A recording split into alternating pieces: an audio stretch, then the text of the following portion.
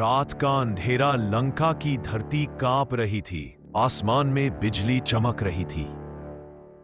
चारों ओर सिर्फ एक ही आवाज गूंज रही थी, युद्ध का समय आ गया है। एक ओर थे श्री राम, धर्म के रक्षक। उनके साथ थे लक्ष्मण, विभीषण और वानर सेना। और सबसे आगे खड़े थे बलवान, अजय, अमर भक्त, महाबली हनुमान।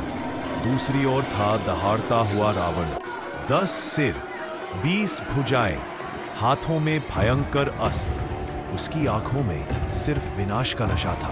युद्ध का आरंभ। रावण ने गगनभेदी गर्जना की। राम, आज तेरा क्या होगा? उसकी दहाड़ से धरती फटने लगी। रावण ने हजारों अस्त्र छोड़े। आसमान आग से भर गया। पर तभी श्री राम ने शांति से धनुष चढ़ाया। एक बाण चला, आकाश फट गया। रावण का एक सिर जमीन पर गिरा, लेकिन अगले ही पल वही सिर फिर उग आया। युद्ध भयानक था। खून की नदियां बह रही थी। वानर और राक्षसों की टकराहट से धरती कांप रही थी। तभी हनुमान जी रणभूमि में कूदे। उनकी गर्जना सुनकर राक्षसों के दिल फट गए। हनुमान ने पर्वत उखाड़कर राक्षसों पर दे मारा।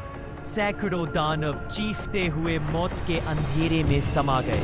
एक ही वार में हनुमान जी ने राक्षसों की सेना का नाश कर दिया।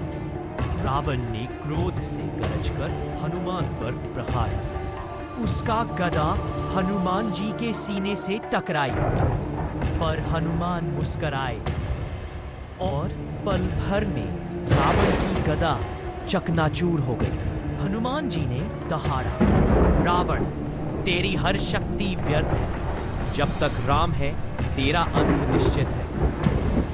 इधर रणभूमि के दूसरे कोने पर मेघनाद और लक्ष्मण भिड़े। आसमान में अग्निबाणों की वर्षा हो रही थी।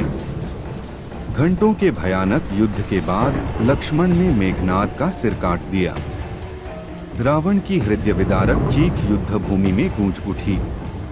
अब सामने थे केवल दो, अधर्म का सम्राट रावण और धर्म का ध्वजवाहक श्री राम। रावण ने मायावी रूप धारण किया। कभी आकाश में हजारों सिर, कभी पृथ्वी पर हजारों हाथ। उसकी हंसी से देवता तक भयभीत हो गए, पर श्री राम स्थिर खड़े रहे। उनकी आंखों में केवल धर्म का प्रकाश जल रहा था। राम ने अग्निबाण चढ़ाया, धरती हिल गई, आसमान लाल हो गया, देवताओं की सांसें थम गईं। विभीषण ने रहस्य बताया, प्रभु, इसका जीवन इसकी नाभि में है। राम ने बाण छोड़ा। वह बाण बिजली की तरह रावण की नाभि में धंसा।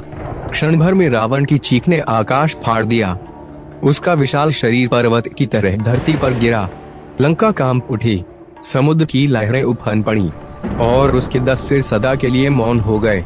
आसमान से पुष्प वर्षा हुई, देवताओं ने शंख बजाए और गगन में गूंज उठा देश। सत्य की विजय हुई, अधर्म का अंत हुआ। रावण के गिरते ही उसकी सेना में हाहाकार मच गया। राक्षस इधर उधर भागने लगे, पर बचे हुए योद्धा और भी भयंकर रूप से लड़ने लगे। कुंभकर्ण के पुत्र शक्तिशाली राक्षस नारांतक और देवांतक रणभूमि में कूद पड़े। उनकी गर्जना से वानर सेना थरा उठी। एक ही वार में उन्होंने सैकड़ों वानरों को मौत के घाट उतार दिया। पर तभी अंगद और नील आगे बढ़े। दोनों ने मिलकर उन दैत्यों को ऐसा प्रहार किया कि रणभूमि फिर से रक्त की नदियों से भर गई।